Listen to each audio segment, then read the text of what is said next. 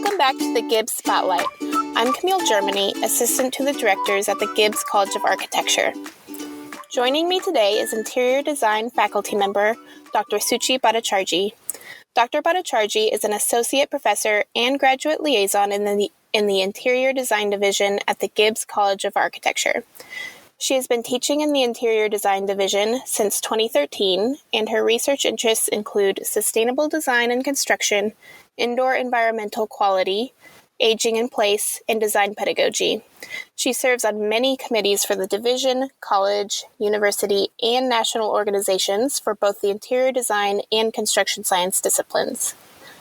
Hi, Suchi. It's so great to have you here today. How are you doing? I'm doing good. How are you? I'm great. It's so good to talk to you today. Same here. Can you tell me a little bit about your education background and the driving forces that led you to your career in academia? Sure. So, since my very childhood, I had a creative bend of mind. So, building and design in general fascinated me since my early years. And upon completing my undergraduate degree in architecture from India, I moved to US for my graduate education. So, completing my master's in construction management from Michigan State University, following that, I pursued PhD in environmental design and planning from Virginia Tech. So, while working with my professor on different research projects at Michigan State University, I got interested in sustainability, and that's when I learned more about how our buildings can have a strong impact on the environment. So, with the urge to learn more about it and to give back to the community, because that is something I always had in my mind that I need to give back, like somehow I have to use my education to give back to the community. So, in order to do that, I decided to pursue my doctorate degree. And then, while working on my PhD, I had the opportunity to teach some classes as teaching assistant. And then that got me thinking that this is exactly what I love to do and I want to do for the rest of my life. So the whole reason why I came to academia is I liked that as an educator, I have the opportunity to work with these young minds, educating them about design and how the design can influence the health, safety, and welfare of not just the people and their occupants, but can have a long lasting impact on the environment and the community at large. So, in addition to that, another thing that I liked about this profession, this academia as an educator, the flexibility of the profession as a whole. So, on one hand, just like we have the opportunity to work with these young minds and prepare them for the future of the industry, we educators also have the opportunity to work for the betterment of the society, be it through our research or community engagement service projects that we do. So, I feel like as an educator, I can have a broader impact on the community as a whole using my education and background and help and improve the community. Yeah, that's great. That's what drove me into what I'm today. Yeah.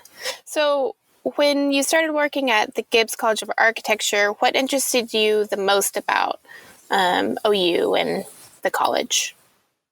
So, one thing which, when I first came here to visit OU, I met with the interior design division director at that time, Professor Maya Kyle, and also Dean Budzer. Like he was the director of architecture at that time. Now he's the dean. So I met with them, and one thing that I got really excited about was the all the stories that I learned about interdisciplinary collaboration that happens in this college. So, as I mentioned earlier, my formal education that I talked about, as you can see, it's very diverse. I have like started with architecture, moved into construction, worked in the construction industry a little bit, and then got into the environmental design and planning program. That's where I got more closely into the interior design program as well. So, with all that diverse background that I had, it encouraged me to value collaboration among or within the various disciplines.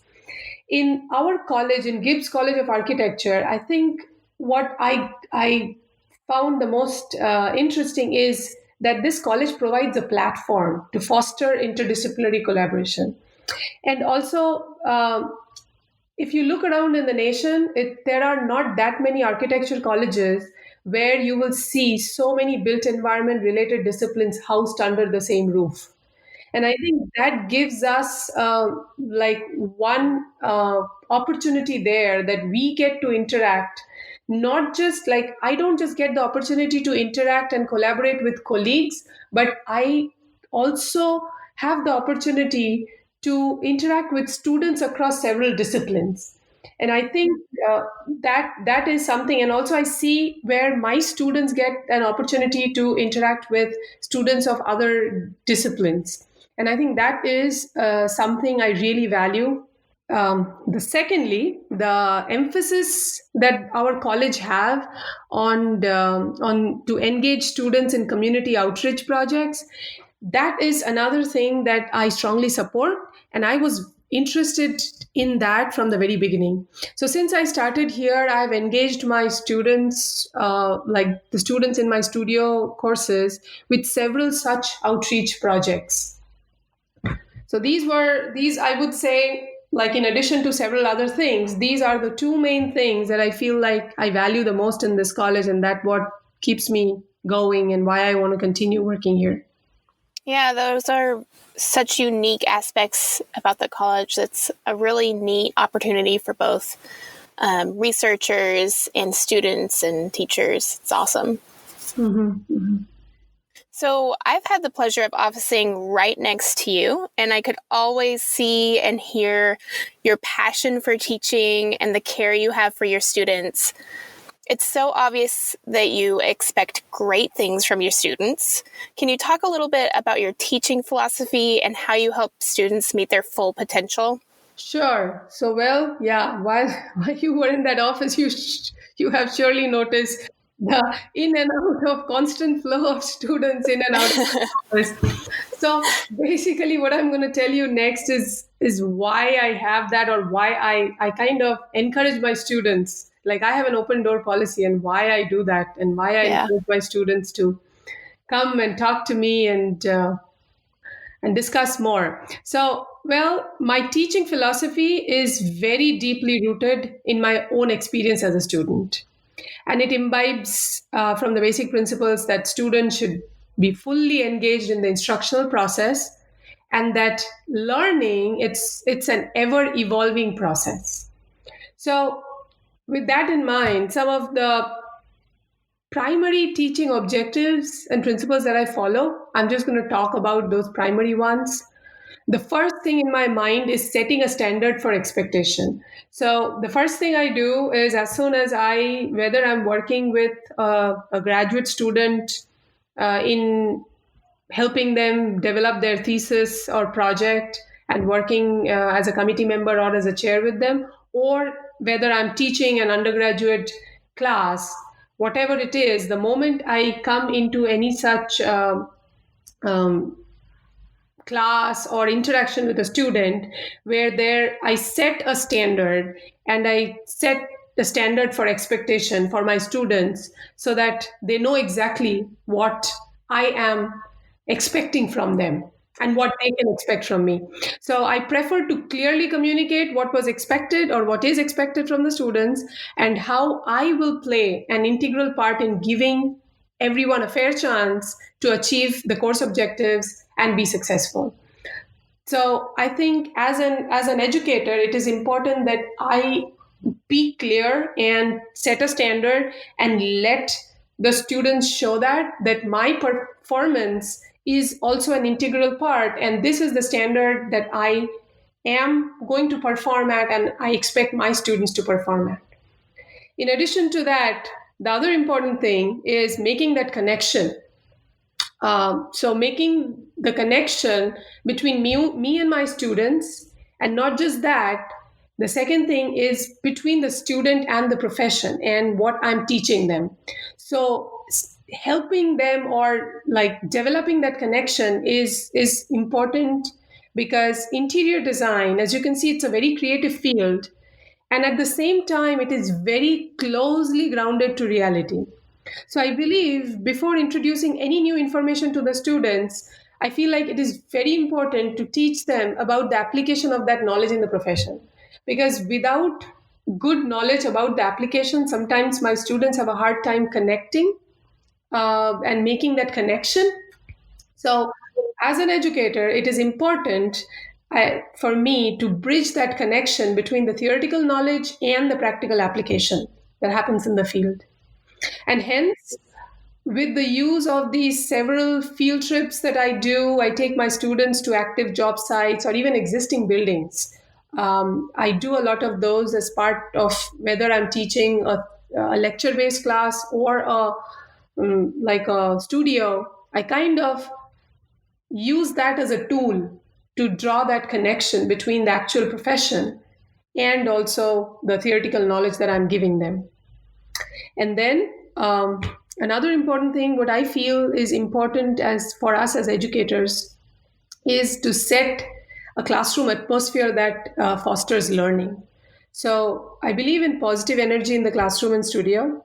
And I think that is necessary for creating and motivating, which is the key to engage student in effective learning. So setting that atmosphere is important. And also the last thing, but which is the most important, I think, is building confidence in my students. So as an educator, I don't just feel that it's my responsibility to give them the knowledge, but I think it's my responsibility to make them confident that the knowledge that they now have is something that takes them an edge over what they were before. So, valuing the knowledge and having the confidence in them, I encourage students, like when they are talking about their design, I kind of encourage them to defend their work. Like when they do mistakes, or let's say they did something differently than the norm, and I'm telling them that this is not, that's something you will normally find. On the other hand, while I'm giving them that information, I also encourage them that respond back and defend your design, and that too in a logical fashion. So that builds that confidence in themselves, that the work they are doing does have that value, and they have a reasoning why they are proposing that particular design or why they are doing what. So so basically it's kind of in a nutshell, it's basically in addition to giving them the information, I'm also setting up or fostering um, like an environment that would prepare them for the future. Yeah, yeah. It's great to hear how you interact with students and how you engage with them with different projects and everything. I'd love to hear about a completed project that you're most proud of. Well, so like I mentioned before, that I have a strong passion for community engagement efforts. So during my tenure here at OU, I had the opportunity to engage my students in several such projects. And the project that I'm most proud of, and it was one of the projects that my students did just last year in 2019, it was the redesign of the first Christian Science church in Norman. So I was teaching the ID sophomore students, and also I had a couple of first professional graduate interior design students in the same studio, and so the responsibility of the students were to provide design ideas for the renovation of the first church of Christ Scientist in Norman. And this church is dedicated to teaching of Christian Science to the residents of Norman. The church was built in 1941, and then they just had one basic renovation since 1941 of changing some kind of upholstery and carpeting. But other than that, the original design is from the 1941, and it was built after the mother church that's in Boston, Massachusetts. So the students were challenged with certain parameters that they had to address in their new design.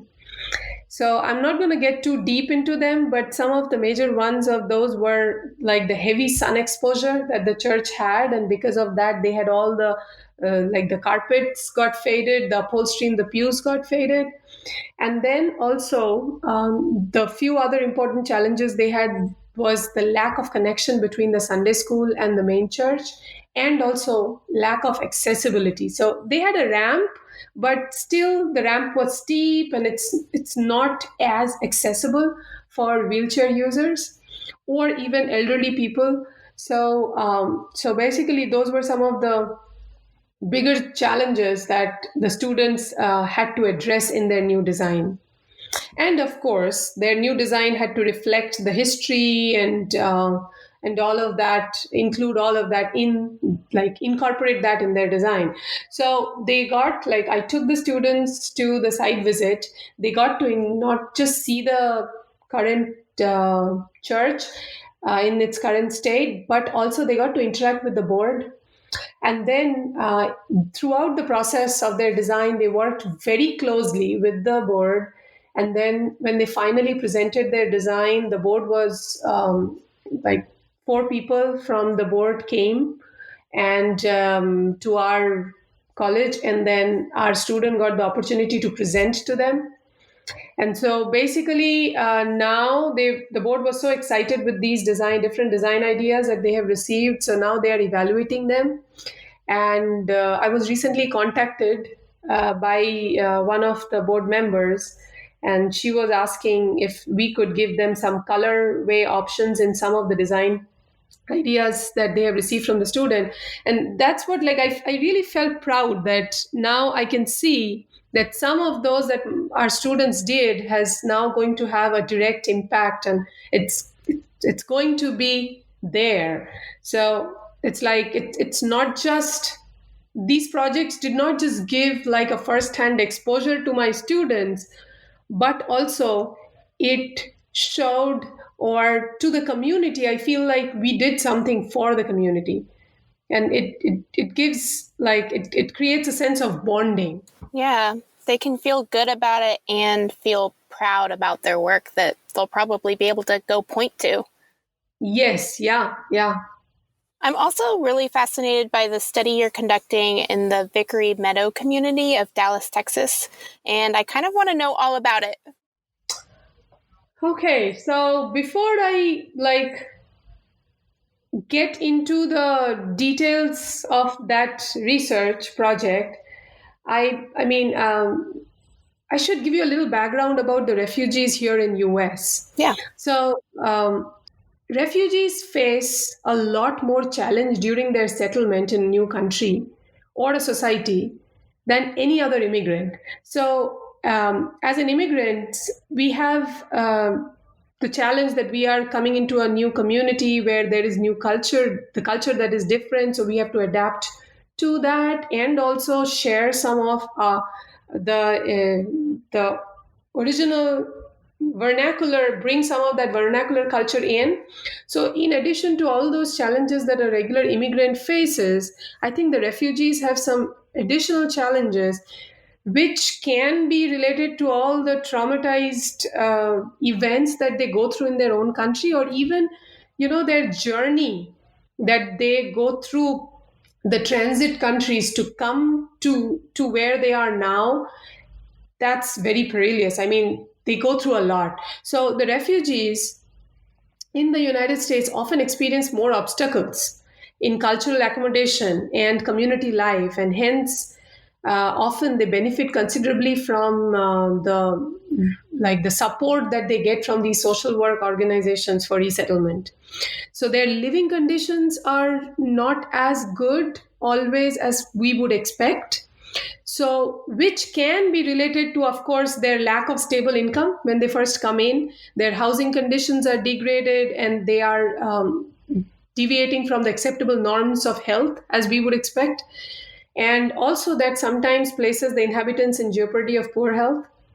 So, with that, and I had the opportunity to closely work with the social work department here at OU, and I know 2 of the faculties from there, and they are really good. I'm really good friends with them, and I first saw how they were working with this community in Vickery Meadow, and they were trying to develop working with the community there and developing these social work organizations and giving them the information that this community was needing. So while discussing with them, it came to my mind, and they were talking about how the living conditions were. And then I had a chance to visit that community one like 3 years ago, and that's when I was like, you know what, I think this is like an ideal opportunity for me as a designer to do something for this community. So with that, we kind of started working on grants and got some money. Our overarching goal for this project is to develop a healthy, low cost living solution for these refugees in the Dallas metropolitan area. So, uh, in order to do that, we started with conducting several focus group interviews, and we visited their current homes to gain better understanding about their living conditions. So, the focus for the specific study that I'm working on right now is to identify the expectations of these refugees. What is the expectation when they come to this country? So are they getting what they are expecting, or is it like their physical living condition, is that what they are were really looking for, or are they wanting more, and how can we give it to them? So the like in order, as a researcher, I further understand the social and the behavioral issues that influence the cultural accommodation. So I started digging more deep into that. And of course, I'm doing this work with my colleagues from social work together. It's basically a collaborative project. So Dallas County is the second largest resettlement area for refugee in Texas. So hence we chose the Dallas County, and then Vickery Meadow community is because it is one of the largest refugee community in the Dallas metropolitan area. So we used that community for the pilot testing of this study.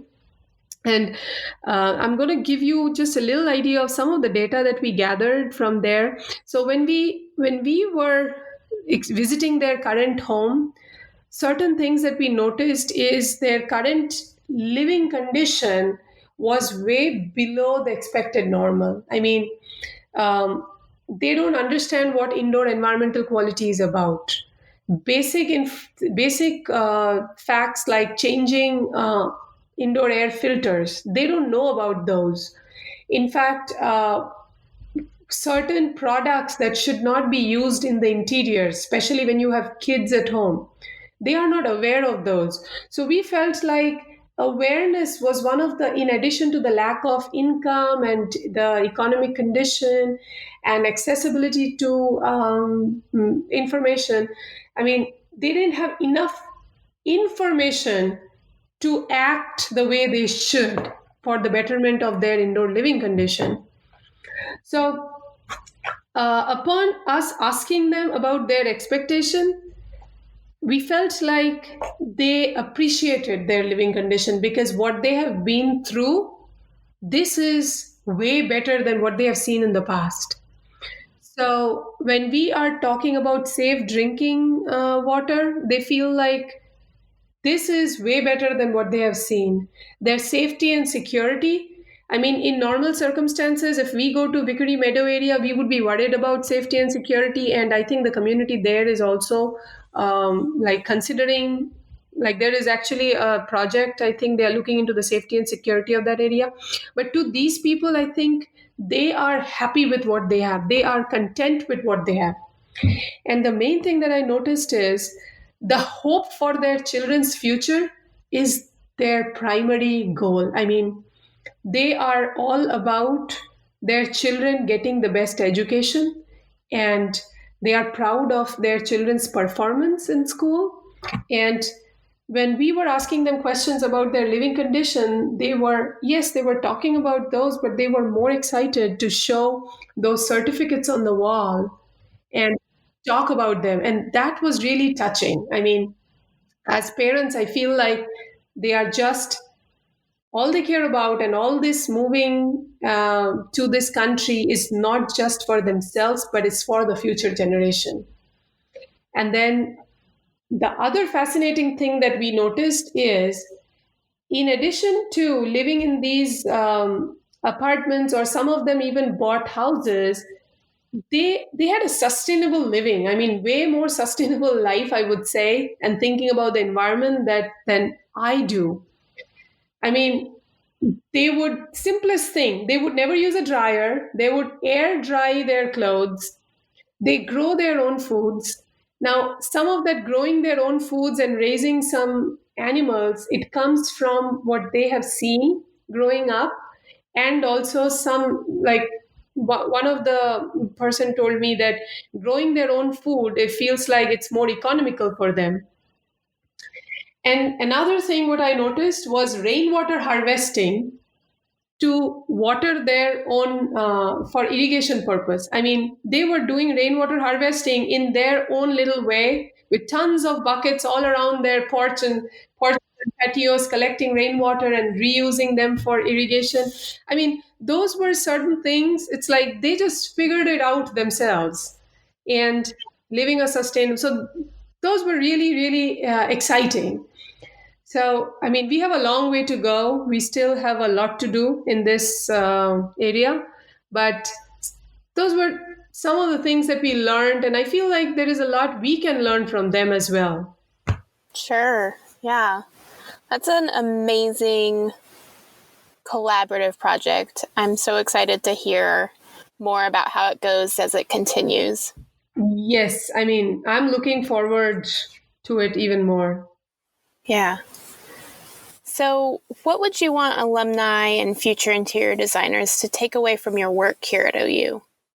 So, be it interior design or any other program in the college, I think it is very important for our students to understand that the primary goal of our profession should be health, safety, and welfare of not just the people and user of our building that we design, but also the environment and community at large. Along with designing aesthetically pleasing and functional spaces, as designers, we should also evaluate the effect of our work on the environment. And design is not just about aesthetical and functional components of a space and structure, but also how that space or structure perform for people and the environment. We need to consider the wellness of the community and how our design can promote social equity at local, regional, and global scale. So, with that, another thing I want to point out that the AC industry is not getting easy. We are attempting to build complex spaces and trying to meet increased demands for clients. Now, these complex projects needs to draw upon the professionals from various disciplines and use their expertise and skill. The designer can play the critical role of being an integrator, I feel. Now, this will require the designers to be informed of the various fields, and they should be able to communicate, collaborate, and also build trust among these stakeholders. Now, by collaboration here, I'm not just referring to the disciplines that are related to the built environment, but also disciplines from outside the built environment like psychology, anthropology, social work, etc. So those are the two main things that I feel like our students should keep in mind as they graduate from this college and go out and work in the community. Sure. Yeah. What do you see yourself doing in the next 5 or 10 years to aid in the development of future interior designers? So, if the last 10 years are of any indication, I expect the interior design industry to be remarkably evolving and different in the coming 10 years. Because once this interior design profession, which was once reserved largely for selective projects, interior design will eventually become an integral part of almost every project. So this will require future interior designers to be more involved in wide variety of projects. So I keep that in mind when I'm doing that. So when I'm finding projects for my students for the studios, I try to expose them to projects of varying type, scope, complexity. And secondly, the level of the complexity of the projects will also be increasing as are the expectations of the clients. So, as future designers, I think our students need to master these digital tools for completing these complex projects. Now, having said that, our program as a whole has increasing, basically we have a focus on these design softwares and visualization tools, and we try to update that to meet the, we think of what the future of this industry can be, and accordingly we try to introduce our students to the state of the art digital tools, including virtual reality, augmented reality, and all that. And also, with all this technological improvement in the coming years, or originality will become all more important. So, to be successful, future interior designers will still need to have a strong base in design principles and be able to understand and deliver according to the needs of the clients. So, I emphasize nurturing the originality of their design thoughts among my students, and then in addition to that, let technology help them in showcasing their design intent. Suchi, thank you so much for being here. Thank you so much for everything you do to encourage and inspire students and build healthier and safer communities. It was so good to talk to you today. Same here. Thank you. Thanks again for listening to the Gibbs Spotlight. Tune in next time to hear more stories from the Gibbs College of Architecture.